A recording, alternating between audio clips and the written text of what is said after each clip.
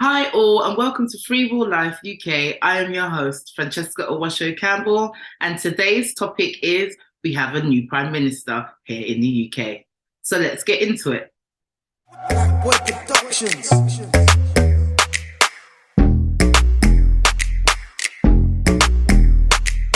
Black Boy Productions.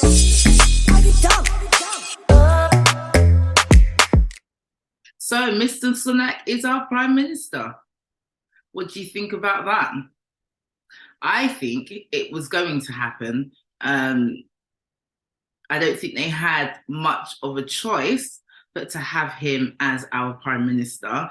He brings a new change, so he says, allegedly. And yeah, we'll just have to wait and see what he's going to bring and how he makes those changes. So I want to show you what he said when he became Prime Minister and how he thinks he's going to bring Britain back from this economic meltdown. Let's take a look.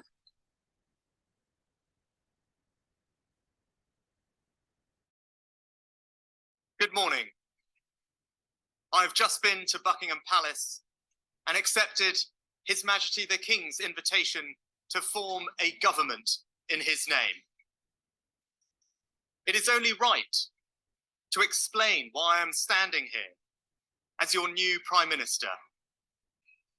Right now, our country is facing a profound economic crisis. The aftermath of COVID still lingers. Putin's war in Ukraine has destabilized energy markets and supply chains the world over. I want to pay tribute to my predecessor, Liz Truss. She was not wrong to want to improve growth in this country. It is a noble aim. And I admired her restlessness to create change. But some mistakes were made, not born of ill will or bad intentions. Quite the opposite, in fact, but mistakes nonetheless. And I have been elected as leader of my party and your Prime Minister, in part, to fix them. And that work begins immediately. I will place economic stability and confidence at the heart of this government's agenda. This will mean difficult decisions to come. But you saw me during COVID doing everything I could to protect people and businesses with schemes like furlough. There are always limits, more so now than ever. But I promise you this, I will bring that same compassion to the challenges we face today. The government I lead will not leave the next generation, your children and grandchildren, with a debt to settle that we were too weak to pay ourselves. I will unite our country, not with words, but with action. I will work day in and day out to deliver for you. So you heard it here. He will work to deliver for us. I'd like to know who us is, because I personally think he was the best candidate in the circumstances that we were given. But if this was a general election, I personally wouldn't have voted for him. There's a few reasons why, but the main reason is he doesn't speak for me. And I don't know if he speaks for many people, to be honest.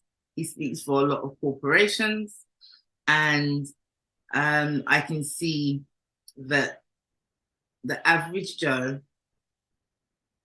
might not get a look in. I do know that he was one of the major investors for Moderna vaccine. That to me says a lot. His wife doesn't pay taxes in this country. And that says a lot. It also gives me an understanding of what he stands for. He was the best out of a bad bunch. That's my opinion. But let's see what he will do over the next couple of months. It's his first week in office, and we really haven't seen much done yet. But then what can you do in the first week? You know, I know he didn't bank on, well, a month ago, he didn't bank on becoming Prime Minister, but he's here now today. So let's see what he does. In the first 24 hours, Sunak and Starmer had choice words for each other. I want to show you just a snippet of how that went.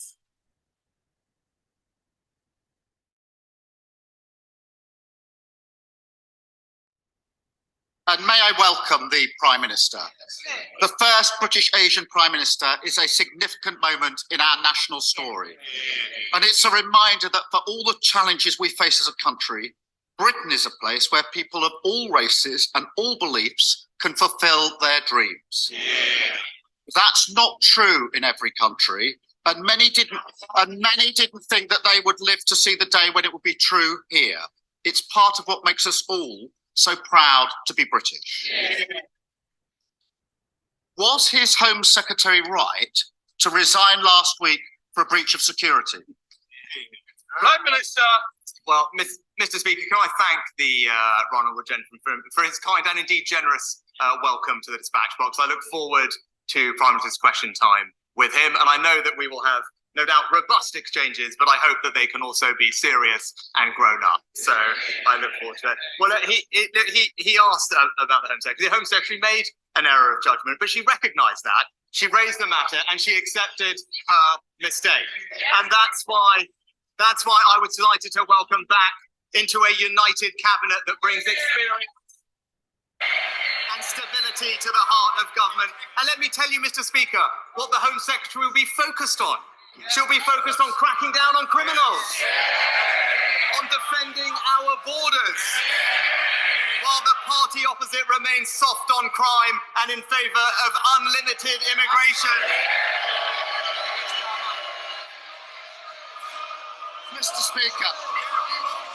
Speaker, yesterday the Prime Minister stood on the steps of Downing Street and promised integrity, professionalism and accountability. But then, with his first act, he appointed a Home Secretary who was sacked by his predecessor a week ago for deliberately pinging around sensitive Home Office documents from her personal account. Far from soft on crime, I ran the Crown Prosecution Service for 5 years. I worked with Home Secretaries to take on terrorists and serious organised crime.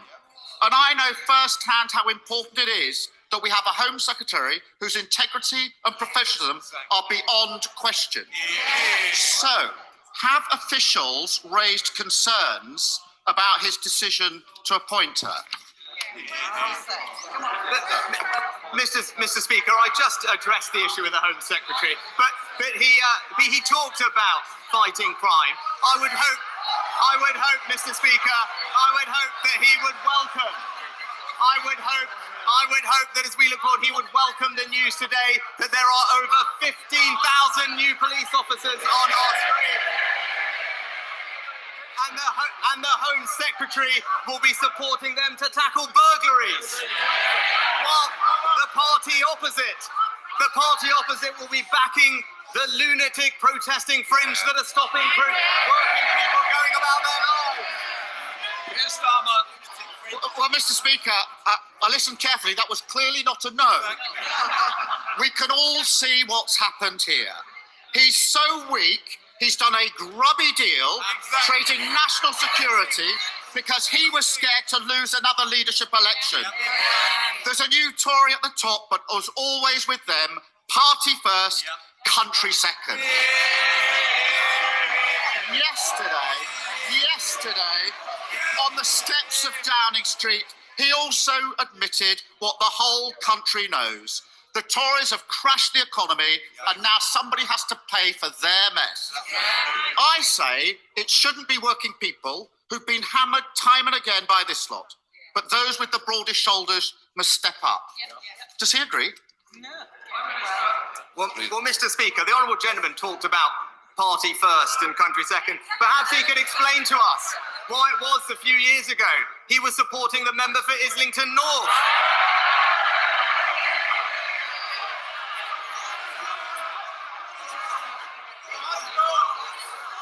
Mr. Speaker, my record is clear. When times are difficult in this country, I will always protect the most vulnerable. That is the values of our compassionate party. We did it in COVID and we will do that again. Mr. Speaker, he says he'll protect the most vulnerable. Let's test that. The government currently allows very rich people to live here but register abroad for tax purposes. I don't need to explain to the Prime Minister how non-dom status works. He already knows all about that. It costs the Treasury £3.2 billion every year. Why doesn't he put his money where his mouth is and get rid of it? Well, Mr. Speaker, I have been honest. We will have to take difficult decisions to restore economic stability and confidence. And my honourable friend, the Chancellor, will set that out in an autumn statement in just a few weeks. But what I can say, as we did during COVID, we will always protect the most vulnerable. We will do this in a fair way. But what I can say, I am glad, Mr. Speaker, that the party opposite, honourable gentleman, has finally realised that spending does need to be paid for. It is a novel concept for the party opposite. This government is going to restore economic stability and we will do it in a fair and compassionate way. I know he's been away for a few weeks, but he should have listened to what's been going on the last 2. But anyway, I have to say, I'm surprised he's still defending non-dom status. He pretends he's on the side of working people, but in private he says something very different. Over the summer, he was secretly recorded at a garden party in Tunbridge Wells, boasting to a group of Tory members that he personally moved money away from deprived areas to wealthy places instead. Rather than apologise or pretend that he meant something else, why doesn't he now do the right thing and undo the changes that he made to those funding formulas? Well, Mr. Speaker, I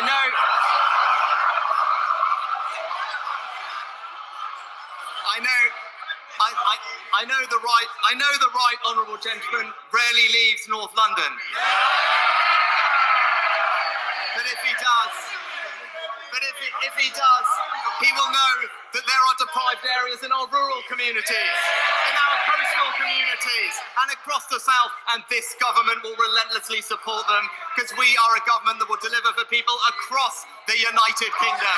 But Mr. Speaker, he mentioned the last few weeks. I am the first to admit that mistakes were made, and that's the reason I am standing here.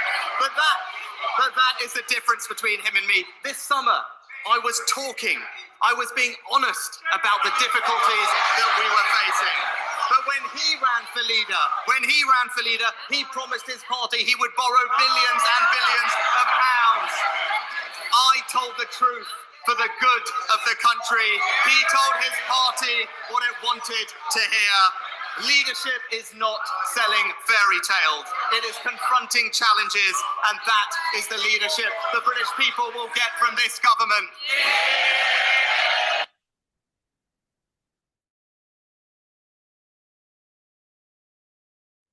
So I want to stop it there because I feel like they've said enough.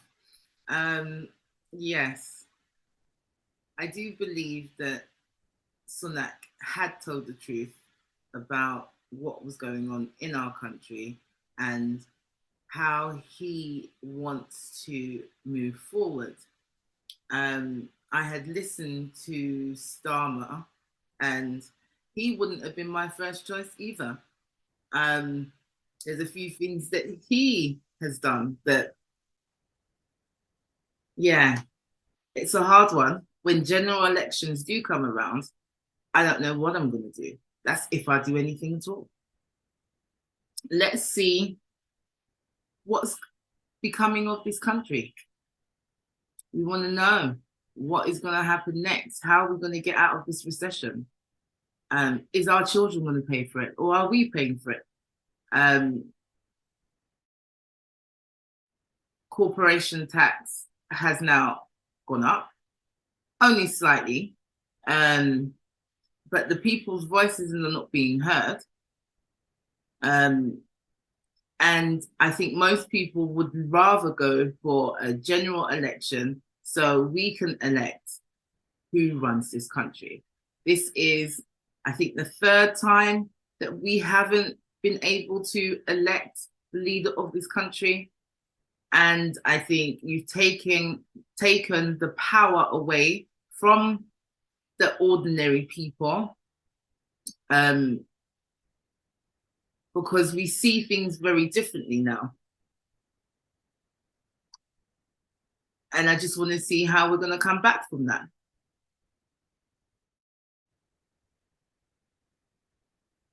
So this madman Farage had choice words to say too.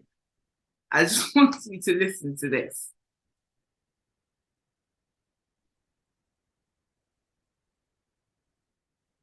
So there we have it. In the last few months, we've had 4 chancellors of the exchequer. Yes, we've had 3 home secretaries, 2 monarchs, and now our 3rd prime minister. Yes, September's loser is now October's winner. Rishi Sunak is our new prime minister. I can almost hear you cheering from here. What does it all mean? Well, Boris dropped out. You could feel the support ebbing away from him over the weekend.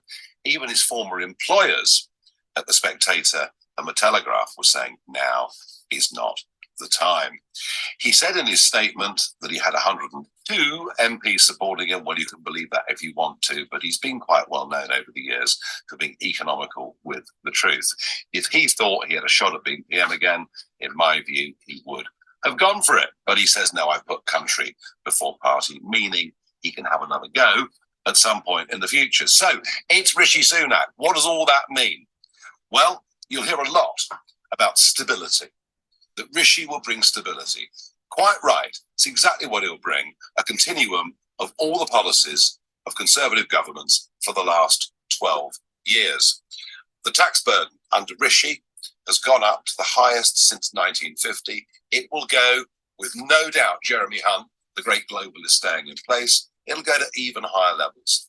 The war on the self-employed and small businesses will continue. Bear in mind, from April the 1st, corporation tax up 6%. Remember, your local laundrette pays corporation tax. Dividend income, which is how most directors of small limited companies pay themselves, up 1.25%. And the vicious IR35 rule. Actually, he's right about that. Yeah, they put up corporation tax by 6%, but small businesses won't be able to keep up because they're not making as much money. How is that helping the people? To stay absolutely in place. So nothing will change there. We will continue with low growth. We will continue with low productivity. But it's okay. The markets are like it. The pound will rally a bit and we'll call it stability.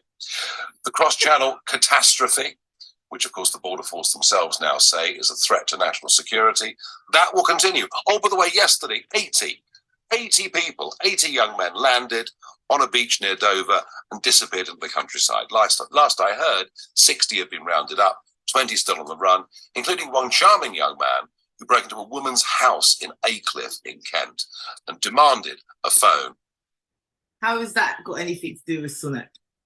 He's only been leader of the Conservative Party for the last 24 hours, 48 hours at the time of when Farage made this video.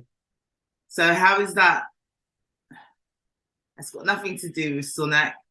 Yes, it's his party that's been in power for the last 12 years, but you just have to wait and see what Sunak can do. Can't blame that on him.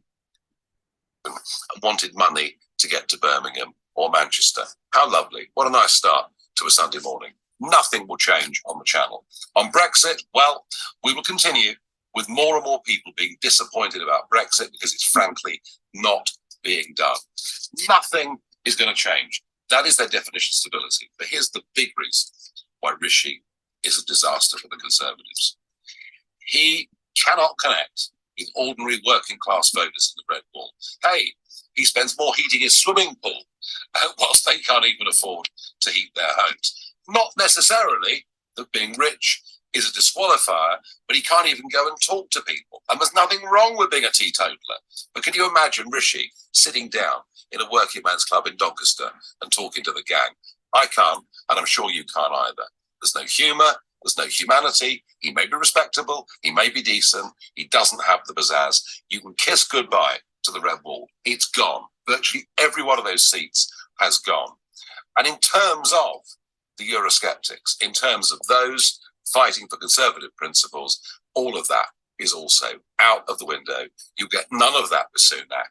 This pretty much guarantees a Labour government, despite the fact that it's led by the lifeless Sir Keir Starmer, a man who can't even describe what a woman is, and won't say whether Eddie Izzard should be put on an all-women's shortlist. I mean, you really couldn't make it up, and yet it's all falling into Labour's lap. The deep frustration is the first past the post-electoral system. And just what do we do? How do we fight back against this, given the system we've got? I don't yet know all the answers to that, other than it needs some really big names to step forward. So it's Prime Minister Sunak. It's carry on as you were. Nothing will change. Nothing will improve. And the Conservatives are doomed. So Farage has his say. I do agree with him on a few points. Nothing will change. We know that Sunak is Conservative Party leader. He stands for all the same things that the Conservatives stand for. So we do know there's going to be no change in certain areas, but there's certain areas where he has to make that change, or it would be the downfall of the Conservative Party. It's just that simple. Yeah, I am not a fan of Starmer either. So that's why I said earlier I wouldn't have voted for either one of them. That's just my thing. I just wouldn't have. They're both. Anyway, I think we just have to watch this space, wait for general elections, and vote wisely. Like, subscribe, comment, have your say. I'll see you soon.